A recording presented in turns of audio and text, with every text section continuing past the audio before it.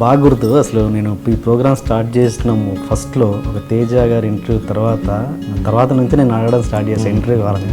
నువ్వు మాత్రం చాలా బిల్డప్ ఇచ్చావు నాకు. అప్పుడు చెప్పే కదా తాగుబోతు రమేష్ అని అతి చేస్తాం కదా, అంటే మనకు అప్పుడు ఓవర్ కాన్ఫిడెన్స్ ఉంటుంది.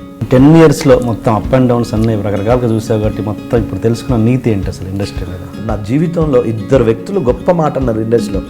ఆర్టిస్ట్ అవసరం ఉంటే అండమాన్ నుంచి తీసుకొస్తారంట. ఆర్టిస్ట్ అవసరం ఉంటే, ఆర్టిస్ట్ అవసరం లేదనుకో అన్నపూర్ణ గేటు ముందు మనం నిల్చుంటే కారు గ్లాసులు ఎక్కించుకొని అరే ఆడు చూస్తాను పోని అని వెళ్తారంట.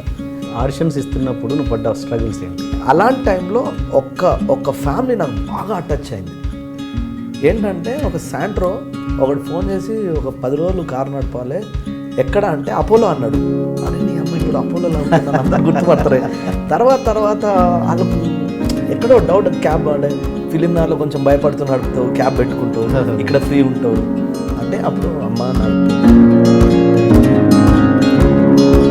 కొన్ని విషయాల్లో నువ్వు చాలా మూర్ఖంగా ఉంటావు రమేష్. ఏంటి పెళ్లి విషయంలో, పెళ్ళి ఎట్లా నాకు ఎలాంటి అమ్మాయినా పర్లేదు, నాకు 30 లక్షల కట్నం కావాలి.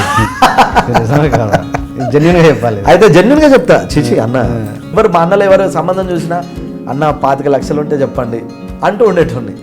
కానీ ఫైనల్గా గాడ్ స్క్రీన్లో ఒకటి ఉంటుంది అన్నగా తలరాత. అట్లా కామారెడ్డిలో ఆయన వల్ల నేను చాలా నేర్చుకున్నాను, నా లైఫ్ మారింది. అవును. ఏంటి అది? ఇక్కడికి వచ్చిన తర్వాత మర్యాద ఇవ్వాలనేది తెలిసింది నాకు. దాంతోపాటు కొంచెం ఆ గోదరకాల లెక్కలు ఉంటాయి కదా, ఏమండి అని బిల్లు లేవు, వాడి వల్ల ఒక రెస్పెక్ట్ ఇవ్వాలి, ఎదుటోళ్ళు హట్ అవుతారు, ఫీల్ అవుతారు అనేది శ్రీకాంత్ వల్లే తెలిసింది. ఇప్పుడు తాగుబోతు రమేష్ అంటే తాగుబోతు క్యారెక్టర్లే కాకుండా ఇంకా ఇది కూడా చేయగలడు అని చెప్పడానికి ఏదైనా ఒక చిన్న బిట్ చేయగలవా నా కోసం?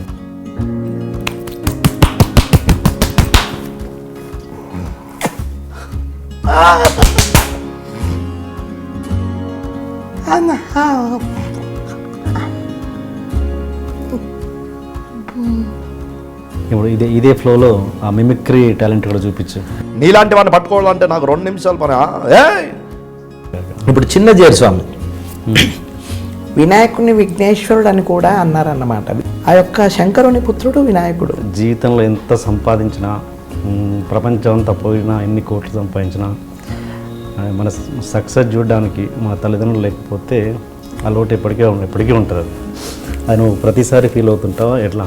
95లో బాగా గుర్తు నాకు. రిక్షావాడు చిరంజీవి గారి సినిమాకు నగ్మా సాంగ్ జరుగుతుంటుంది, పులేసం వేసుకొని. వాడొచ్చి అరే నువ్వు అర్జెంటుగా రారా అన్నాడు రవి. ఎందుకురా సినిమా అయిపోలేరంటే మీ అమ్మ చచ్చిపోయిందిరా అన్నాడు. ఒక్కసారి మైండ్ బ్లాక్ అయిపోయిందన్న. 14 సంవత్సరాలకు మా మదర్ చనిపోతే ఇంకా ప్రపంచంలో ఇంకా ఏం లేదు, శూన్యం అనేంత స్టేజ్. ఇంటికి వచ్చి మా అవ్వను పట్టుకొని అసలు ఇంకా ఆ రోజు నా జీవితంలో ఎంత ఏడ్చిన్నో. ఏ సినిమా థియేటర్లో ఉంటే మా అమ్మ చనిపోయిందో ఈరోజు అదే సినిమాలో యాక్ట్ చేస్తున్నా, అదే సినిమాలో ఎంత పేరు వచ్చింది, అదే సినిమాలో మా ఫ్యామిలీని బాగా చూసుకున్నాం, ఒక కాల్లో తిరుగుతున్న ఒక బిల్డింగ్ ఉంది, మా అమ్మ లేదు అనేసరికి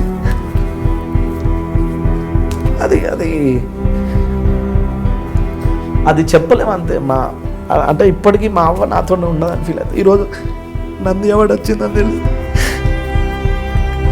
ఎంత ఫీల్ అవుతుంట.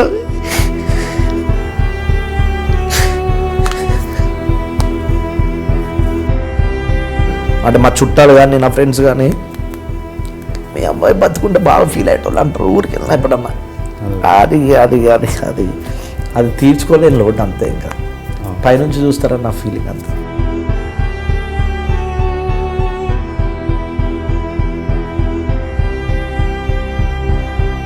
ఐ డ్రీమ్ సబ్స్క్రైబ్ చేయండి. Thank you.